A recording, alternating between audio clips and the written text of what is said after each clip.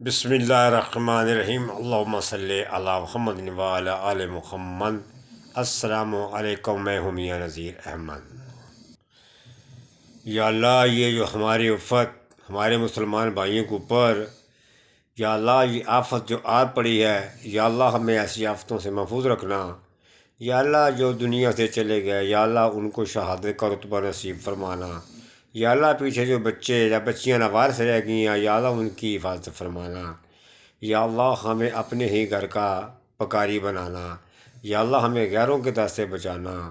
یا اللہ ہمیں نبی کریم صلی اللہ علیہ وآلہ وسلم پہ صحیح ان کی سنت پہ عمل کرنے کی توفیق عطا فرما۔ یا اللہ ہمارے اندر جتنی بھی ہمارے اندر برائیاں، یا اللہ ان کو دور فرما دے۔ مسلمانوں دوستوں، اللہ تبارک و تعالیٰ کی طرف سے یہ جو ہمارے اوپر جو آفت آئی ہے، اصل میں اللہ تبارک و تعالیٰ ہمیں کچھ کہنا چاہتے ہیں، ہمیں کچھ سمجھانا چاہتے ہیں، لیکن ہم اتنے بدبخت ہیں، ہم نہ سمجھنا چاہتے ہیں نہ ہم سننا چاہتے ہیں۔ اصل میں یہ جو تباہی آئی ہے، اصل میں اللہ تعالیٰ ہمیں کچھ سمجھانا چاہ رہے تھے۔ دوستو، صرف اور صرف ایک اللہ ہی مددگار ہے، اس کے علاوہ کوئی مددگار نہیں ہے۔ صرف مشکل کشا میرا اللہ ہے، صرف مشکل کشا میرا اللہ ہے، اس کے علاوہ کوئی مشکل کشا نہیں ہے۔ کوئی کسی کو کچھ نہیں کسی کا سنبھال سکتا۔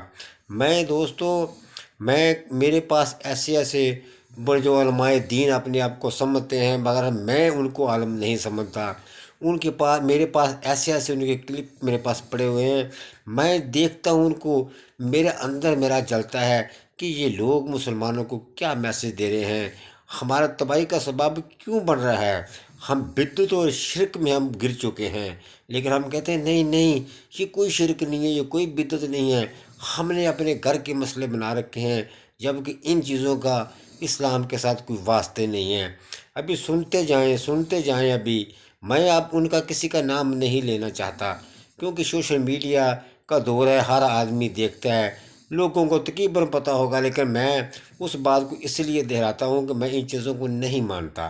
ایک بزرگ، ایک عالم دین، وہ فرما رہے تھے کہ بیت اللہ جو ہے وہ مکہ سے چلا تو وہ بغداد پہنچا، جا کے بغداد والے پیر کا وہ طواف کر رہا ہے بیت اللہ۔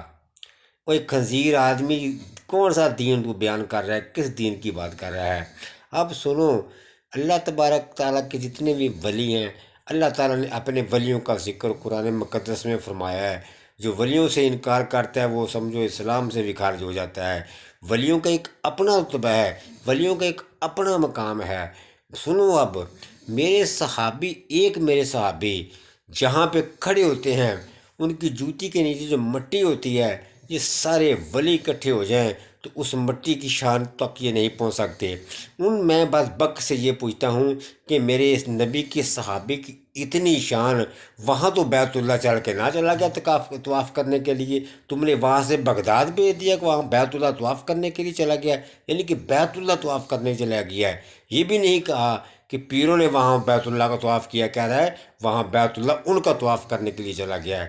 وہ اللہ تیرے دماغ میں کیڑے ڈالے، مسلمانوں کو کیا تو سبق دے رہا ہے، ہماری آنے والی نسلوں کو کون سا تو دین بتا رہا ہے۔ پھر ایک صاحب کہہ رہے ہیں کہ ایک آدمی مرتا ہے تو وہ جب مرتا ہے تو اس سے فرشتے پوچھتے ہیں، سوال جواب کرتے ہیں، وہ کہتا ہے جی میں تو کسی کو نہیں جانتا، میں تو صرف بغداد والے پیر کو جانتا ہوں۔ فرشتے کہتے ہیں واہ واہ واہ واہ واہ، جا جنت تو پھر تیرے باپ کیا، جا تو جنت میں چلا جا۔ ان سے آدمی پوچھے تمہارے دماغ میں کیڑے پڑے تو قبر میں بھی تو ہو کے آ گیا، تجھے کیسے پتہ چل گیا اس نے کیا سوال کیا تو کیا جواب دیا؟ لوگوں کو کیوں گمراہ کرتے ہو، لوگوں کو کیوں گمراہی کی طرف تم لوگ لے کے جاتے ہو؟ کیوں میرے سونے محمد کا سیدھا دین جو ہے وہ لوگوں کو کیوں نہیں بتاتے؟ ایسی باتیں کرتے ہو۔ آج سے کچھ 600 سال پہلے کی تم لوگ قصے سے کہانیاں سنا کے لوگوں کا ایمان خراب کر رہے ہو۔ پھر جب ایک بزرگ اللہ کا ولی جب دنیا میں آپ کے سامنے موجود ہوتا ہے، زندہ ہوتا ہے، تو جب وہ اللہ کے آگے ہاتھ اٹھاتا ہے تو اللہ اس کے ہاتھ کبھی ولی کے واپس خالی نہیں موڑتا، اللہ ان کی سنتا ہے۔ لیکن جب وہ دنیا سے چلے جاتے ہیں دنیا سے، پھر وہ آپ کا وہ کچھ بھی نہیں سنوار سکتے، جب آپ سے پردہ فرما جاتے ہیں۔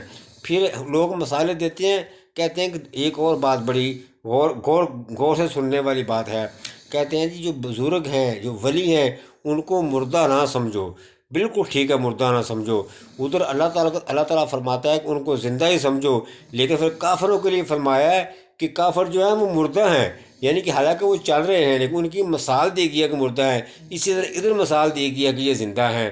بہرحال جب تک وہ آپ کے سامنے موجود ہوتے ہیں تو وہ آپ کے لیے مددگار بھی ہو سکتے ہیں، جب دنیا سے پردہ فرما جاتے ہیں وہ تمہارے لیے کچھ نہیں کر سکتے۔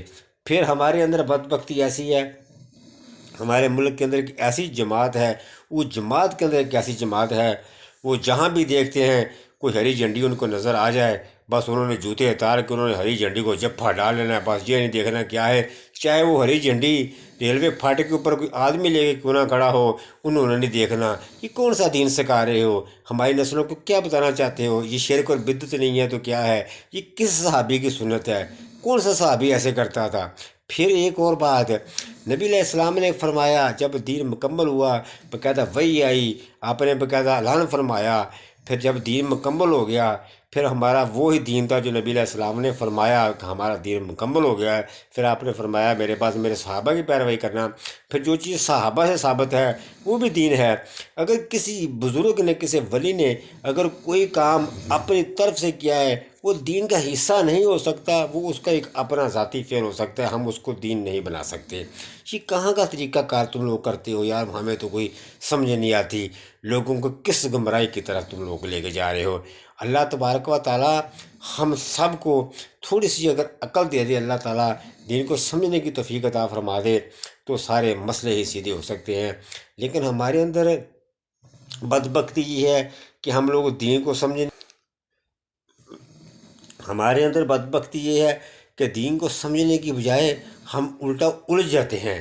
مجھے یہ بتاؤ اللہ کے کس ولی نے کہا ہے، کس ولی نے کہا تھا کہ میں جب چلا جاؤں گا تو میرے درباروں پہ آ کے کنجر کھانا لگانا، ڈھولکیاں بجانا اور وہاں پہ قوالیاں کرنا، وہاں چرسیں پینا، وہاں پہ شرابیں پینا، وہاں پہ رنڈی بازی کرنا؟ کس نے کہا تھا جب ہم چلے جائیں گے تو ہمارے درباروں پہ لا کر پھول لادنا، ہمارے درباروں پہ لا کے چادریں جا کے چڑھانا؟ کس نے کہا تھا؟ یہ سب تم لوگوں کے اپنے کیے ہیں۔ آپ اللہ کے ولیوں کی شان میں گستاخیاں کر رہے ہیں۔ اللہ تعالیٰ کا ولی ہو تو اس کے اندر تکبر ہو، یہ تو کبھی ہو ہی نہیں سکتا۔ اللہ تعالیٰ ہم سب کو نبی کریم صلی اللہ علیہ وآلہ وسلم کی صحیح سنت پر عمل کرنے کی توفیق عطا فرمائے، ہم سچے مسلمان بن جائیں، ہم بدعت اور شرک سے اگر پاک ہو جائیں تو ہمارے اندر کسی چیز کی کمی نہیں ہے۔ افسوس یہ ہے کہ ہمارے بڑے بزرگ بھی جو ہیں وہ ان ہندو سکھوں سے اندر کچھ نکلے کچھ اکٹھے رہتے تھے، ابھی بھی ان کے اندر وہ پرانی ہندو سکھوں والی رسمیں پڑی ہوئی ہیں۔ پھر دین کے اندر زیادہ جب اختلافات آیا، دیکھیں ایک قرآن پاک ایک ایسی کتاب ہے جس کی حفاظت کا اللہ تعالیٰ نے کوئی ذمہ لیا کہ اس کی میں حفاظت کروں گا، حالانکہ قرآن پاک نبی علیہ السلام کے وقت میں مکمل لکھا جا چکا تھا لیکن الگ الگ حصوں میں لکھا ہوا تھا، پھر بعد میں اس کو اکٹھا کیا گیا۔ پھر جب حدیثیں لکھی گئیں، جب ہمارے امام حدیثیں لکھنے والے آئے، پھر زیادہ اختلافات اس لیے اس ٹائم پیدا ہوا کہ جس نے بھی جس امام نے بھی مثلا حدیث کو جس طرح سے سمجھا اس حدیث کو انہوں نے اس طرف چلایا، پھر چار طرح کے فرقے بن گئے۔ لیکن بہرحال یہ اختلاف چلتا آ رہا ہے، اس کے اندر کافی اختلافات ہیں، لیکن جن چیزوں کے اوپر اختلافات نہیں ہیں ان چیزوں کے اوپر تو اتفاق کرو۔ لیکن یہ جو تم کر رہے ہو یہ کسی نہ صحابی کی سنت ہے، نہ نبی علیہ السلام سے یہ ثابت ہوتا ہے، نہ کسی اللہ کے ولی نے کہا ہے۔ اللہ کے ولی کی شان تو شان ہی ہوتی ہے، اللہ تعالیٰ کے ولی جو ہیں وہ اللہ کے دوست ہوتے ہیں، لیکن اللہ کی شان میں گستاخیاں کرنے والے تم لوگ ہو۔ اللہ تعالیٰ تم لوگوں کو توفیق عطا فرمائے، آپ صحیح دین کو سمجھ جائیں، شرک اور بدعت سے آپ باز آ جائیں۔ میں ایک اور بڑی بات آپ کو آگے بات بتا کر میں اپنا پروگرام ختم کرتا ہوں۔ نبی علیہ السلام نے ایک بات کو 13 سال لگا دیا سمجھاتے ہوئے، باقی جتنے بھی مسئلے تھے 12 سالوں میں سمجھائے۔ آپ نبی علیہ السلام نے صرف 13 سالوں میں لوگوں کو شرک ہی بتاتے رہے کہ شرک کیا چیز ہے، لیکن لوگ آج بھی کر رہے شرک ہوتے ہیں لیکن کہتے ہیں نہیں نہیں، لیکن اس کو نہیں مانتے، وہ نہیں مانتے، کیونکہ شرک ایک ایسی چیز ہے، اس کی ایسے مثال دی گئی ہے۔ نبی علیہ السلام نے کہا کہ اگر کوئی غار ہو، بلکہ کہ سمندر کے اندر غار ہو، غار کے اندر اندھیری رات ہو، اندھیری رات کے اندر جیسے چونٹی کو چلتی ہو تو کسی انسان کو نظر نہیں آتی، شرک انسان کے اندر اس طرح داخل ہو جاتی ہے، لیکن انسان شرک کر رہا ہوتا ہے कहते हैं नहीं, बस हमारा मददगार सिर्फ अल्लाह ही है।